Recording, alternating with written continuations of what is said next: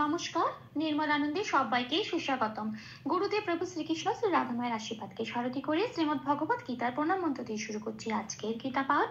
শ্রীকৃষ্ণ হৃদয়ম গীতা সংসারমালনাশিনীম জ্ঞানম ভক্তিম মুক্তিদাত্রীম গীতা দেবীম নমস্তুতে। ওম নমো ভগবতে বাসুদেবায়। ওম নমো ভগবতে বাসুদেবায়। ওম নমো ভগবতে বাসুদেবায়। রাধে রাধে রাধে রাধে রাধে রাধে রাধে রাধে রাধে রাধে। শ্রীমদ্ ভগবত গীতা চতুর্থ অধ্যায় শ্লোক নাম্বার 39।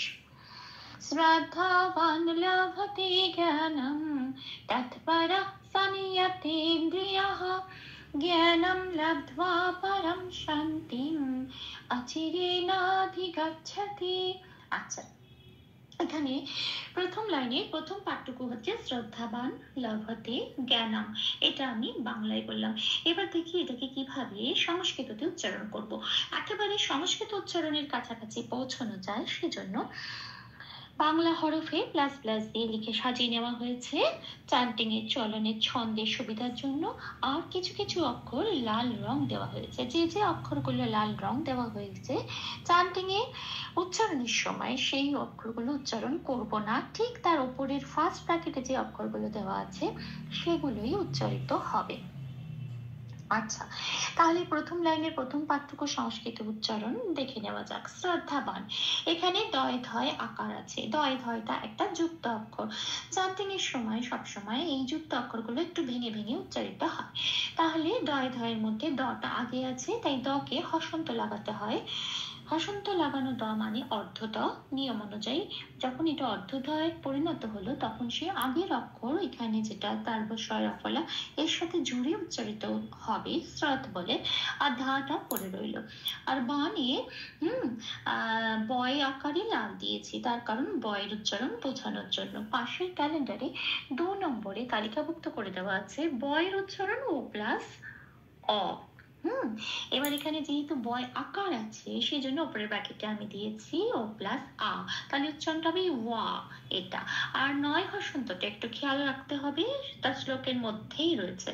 যেহেতু নয় হসন্ত লাগানো আছে সেটা অর্ধ না, নিয়ম অনুযায়ী এখানে আমি কখনোই শ্রদ্ধা বানও বলতে পারবো না। বানও বললে পূর্ণরূপে উচ্চারিত হয়ে যায়। এখানে বয় আকারের সাথে জুড়ে নয়কে উচ্চারণ করতে হবে, মানে বান এটা বলতে হবে। তাহলে সংস্কৃত উচ্চারণটা প্রথম শব্দের হলো শ্রদ্ধা ওয়ান। হ্যাঁ, ওয়ান। আচ্ছা, তারপরে শব্দে আসি লভতে। হ্যাঁ, একটু প্লাস প্লাস দিয়ে সাজিয়ে নেওয়া হয়েছে। ল ভকে পূর্ণরূপে উচ্চারিত করতে হবে, ল আর ভকে লভতে এটা। তারপরে শব্দে আসি জ্ঞানম। জ্ঞানমে গিয়াটা একটু ইয়া ঘাসা হয়, গিয়া। আর নয়ের পরে একটা অনুস্বর আছে, শব্দের শেষে অনুস্বর থাকলে সেটা 4 নম্বরে তালিকাভুক্ত করে দেওয়া আছে ময় হসন্ত দিয়ে প্রতিস্থাপিত হয়ে যায়। ময় হসন্ত দিয়ে প্রতিস্থাপিত হওয়ার পর শব্দের উচ্চারণটা পেলাম সংস্কৃততে জ্ঞানম। তাহলে প্রথম লাইনের প্রথম পাঠের সংস্কৃত উচ্চারণটা হলো শ্রদ্ধাবান লভতে জ্ঞানম এটা। আসে পরের পাঠে তৎপরঃ সংযতেন্দ্রিয়ঃ। এখানে দুটো অক্ষরে বিসর্গ আছে। হ্যাঁ, কাজেই দুরকম হবে, সেটা বলছি কিভাবে সংস্কৃততে উচ্চারণ হবে। তৎ, এখানে খণ্ডত্ব আছে। খণ্ডত্ব থাকলে 7 নম্বরে তালিকাভুক্ত করে দেওয়া আছে, সেটা তয় হসন্ত দিয়ে সংস্কৃততে প্রতিস্থাপিত হয়ে যায়। তাহলে এটা হবে তৎ।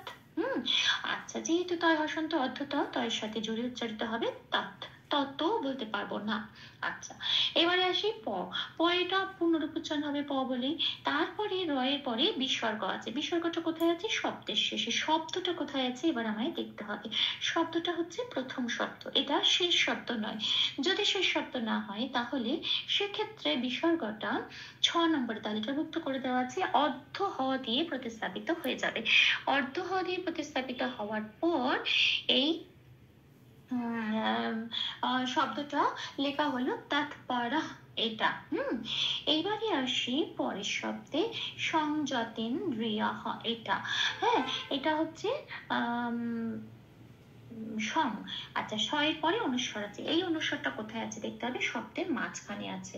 শব্দের মাঝখানে যখন অনুস্বর থাকে তখন 3 নম্বরে তালিকাভুক্ত করে দেওয়া আছে সেই অনুস্বরটা 9 হসন্ত দিয়ে প্রতিস্থাপিত হয়ে যায় যদি না পরের অক্ষরটা কোনো স্বজাতীয় শব্দ হয়। এখানে কোনো স্বজাতীয় শব্দ নেই, মানে তারপর স, দন্তের স, পেট কাটা মন্দ স এসব কিচ্ছু নেই, অন্তঃস্থ জ আছে, কাজেই এক্ষেত্রে এটা 9 হসন্ত দিয়ে প্রতিস্থাপিত হবে। তাহলে শান মানে দন্তেশ্বর উচ্চারণ সংস্কৃততে সারেগামা পায়ে যে সাটা বলি ঠিক সেরকম, তাহলে উচ্চারণটা হবে সান। এটা অন্তঃস্থ জয় লাল দিয়েছি কারণ অন্তঃস্থ জয়ের উচ্চারণ সংস্কৃততে হস্যই প্লাস অন্তঃস্থ 1 নম্বরে তালিকাভুক্ত করে দেওয়া আছে। তাহলে উপরে ব্র্যাকেটে হস্যই প্লাস অন্তঃস্থ দিয়ে হলো সানিয়া এটা। আচ্ছা তেন্দ্রিয় তেটা যেমন আছে তেমন 9 দয় রফলা হস্যই আছে দ্রিয়াতে। এবার 9 দয় হস্যই রফলা হস্যইটা একটা যুক্ত অক্ষর, ন আগে আছে, তাহলে নকে হসন্ত লাগিয়ে নকে বাইরে বের করে আনবো। অর্ধনা তৈরি হয়ে গেল, অর্ধনা আগের অক্ষর তয়কার সাথে জুড়ে উচ্চারিত হবে তেন বলে দয় রফলা হস্যইটা পড়ে রইল। অন্তঃস্থ এর পরে বিসর্গ আছে, বিসর্গটা শব্দের শেষে যে আছে শুধু তাই নয়, শব্দটা কোথায় আছে? শব্দটা পংক্তির শেষ শব্দ। তাহলে এটা 5 নম্বরে তালিকাভুক্ত করে দেওয়া আছে পূর্ণ হ দিয়ে প্রতিস্থাপিত হয়ে যাবে। তাহলে কি হলো, শব্দের উচ্চারণটা কি পেলাম? সানিয়া তেন রিয়া হা এটা। তাহলে এই পুরো পাঠটা সংস্কৃত উচ্চারণ কি হলো? তাৎপারা সানিয়া তেন রিয়া হা এটা। আসি পরের লাইনে, জ্ঞানাং লাব্ধা পরাং শান্তি, এইটুকুনি হচ্ছে আমার সেকেন্ড লাইনের প্রথম পাঠ জ্ঞানম। আচ্ছা জ্ঞাটাও একটু ইয়া ভাষা হবে, নয়ের পরে অনুস্বর আছে, অনুস্বরটা ময় হসন্ত দিয়ে প্রতিস্থাপিত হয়ে যাবে, তাহলে হলো জ্ঞানম। লব্ধায় বয় ধয় বয় আকার আছে এইরকম, যুক্ত অক্ষর ব আগে আছে তাই বটা হসন্ত লাগাবো, লাগিয়ে আগের অক্ষর লয়ের সাথে জুড়ে উচ্চারিত হবে। এখানে মনে রাখতে হবে এই বয়ের কিন্তু পেটটা কাটা, যে বয়ের পেটটা কাটা থাকে সেই ব বাংলা বয়ের মতো উচ্চারিত হয়। সরি, কাজে লয়ের সাথে জুড়ে এটা উচ্চারিত হবে লব বলে। তারপরে যে ধয় বয় আকারটা আছে এখানে কিন্তু বয়ের পেটটা কাটা নয়, তাহলে এই বয়ের উচ্চারণটা কি হবে? 2 নম্বরে তালিকাভুক্ত করতে আছে ও প্লাস আ, কিন্তু আমি উপর ব্র্যাকেটে কি দিয়েছি? ও প্লাস আ, কেন? এখানে বয় আকার আছে তাই। তাহলে উচ্চারণটা কি হবে? ওয়া। এবার এই ওয়াটা ধয়ের সাথে পরি দিতে হবে, তাহলে ধয়ের সাথে পরি দিলে কিরম উচ্চারণ হবে? ধোয়া। তাহলে শব্দটার উচ্চারণ পেলাম লাভ ধোয়া এটা। আসি পরের শব্দে পরাম। পরামে অনুস্বর আছে শব্দের শেষে, 4 নম্বরে তালিকাভুক্ত করে দেওয়া আছে। শব্দের শেষে অনুস্বর থাকলে ময় হসন্ত দিয়ে প্রতিস্থাপিত হয়ে যায়, তাই এটা হলো পরাম।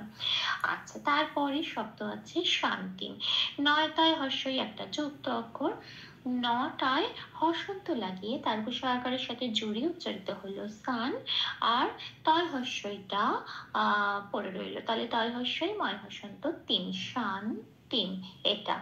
তাহলে কি হলো? জ্ঞানম লাব্ধ্বা পরাম শান্তিম এটা। আসি পরের শব্দে। পরের শব্দে রয়েছে অচিরেনা ধি গাচ্ছাতি। আচ্ছা এখানে বলে রাখি যে শান্তিমে শান্তিম চিরানাধি গাচ্ছাতি এই পুরো শব্দটা অনেকটা বড়, সেই জন্য শান্তিম অব্দি আমি এই সেকেন্ড লাইনের প্রথম পার্টে রেখেছি, আর বাকি যেটা পড়ে থাকবে সেটা আমি পরের পার্টে দিয়ে দিয়েছি। হ্যাঁ, এবার শান্তি এই পুরো শব্দটার থেকে যেহেতু শান্তি মধ্যে আমি ভাঙছি, সেজন্য ভাঙার সময় সবসময় এই ময় হসন্ত লেগে যায়। মটা কি করে পাই? ময় হসন্ত প্লাস অ, এটা দিয়ে পাই ম। কাজেই এখানে ময় হসন্তটা আমার আগের শ্লোকের সাথে চলে গেল, আগের লাইনে তিম হয়ে গেল, ময় হসন্ত মানে অর্ধমা তয়সের সাথে জুড়ে তিম হয়ে গেল, আর যে অটা পড়ে রইল সেই অটা পরের পার্টে চলে গেল। এইবারে আমি যখন এই সেকেন্ড পার্টটা করব তখন ওই অ দিয়ে শুরু করব, কাজেই এখানে উচ্চারণটা আমার পুরো শব্দটা হবে অচিরেনাধি গাচ্ছাতি। এবার এটাকে দেখে সংস্কৃত থেকে এবার উচ্চারণ করব। অচি যেমন আছে তেমন, রেনা যেমন আছে তেমন, ধি অব্দি যেমন আছে তেমন। গচ্ছতিতে একটা যুক্ত অক্ষর আছে, চ আগে আছে তাই জয় হসন্ত লাগাবো, গয়ের সাথে জুড়ে উচ্চারিত হবে গজ, আর ছ ছটা পড়ে রইল ছ তয় হস্যইতি ঝতি, অচিরে না ধি গাচ্ছাতি। এটা ভুল দুটি ক্ষমা করে দেবেন। অনুশীলনের সুবিধার জন্য 3বার করে চান্ট করে দেওয়ার চেষ্টা করলাম। শ্রদ্ধাবান লভতে জ্ঞানম তৎপরা সনিয়তেন্দ্রিয়ঃ, জ্ঞানম লব্ধ্বা পরাম শান্তিম অচিরেনাধিগচ্ছতি। শ্রদ্ধাবান লভতে জ্ঞানম তৎপরা সনিয়তেন্দ্রিয়ঃ, জ্ঞানম লব্ধ্বা পরাম শান্তিম অচিরেনাধিগচ্ছতি। শ্রদ্ধাবান লভতে জ্ঞানম তৎপরা সনিয়তেন্দ্রিয়ঃ, জ্ঞানম লব্ধ্বা পরাম শান্তিম অচিরেনাধিগচ্ছতি। রাধে রাধে রাধে রাধে রাধে রাধে রাধে রাধে রাধে রাধে। তপ্ত কাঞ্চন গৌরাঙ্গীম রাধে বৃন্দাবনেশ্বরী, বিশ্ববানুসুতে দেবী তাম প্রণমামি হরে প্রেম।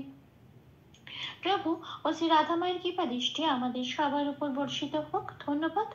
আপনাদের উৎসাহে আমার অনুপ্রেরণা, আমার সকল ভুল ত্রুটির ক্ষমা প্রার্থনা প্রভুর চরণে অর্পণ করলাম। ওম কৃষ্ণায় বাসুদেবায় হরয়ে পরমাত্মনে প্রণত ক্লেশনাশায় গোবিন্দায় নমো নমঃ। ওম শ্রীকৃষ্ণার্পণমস্তু। জয় শ্রীকৃষ্ণ।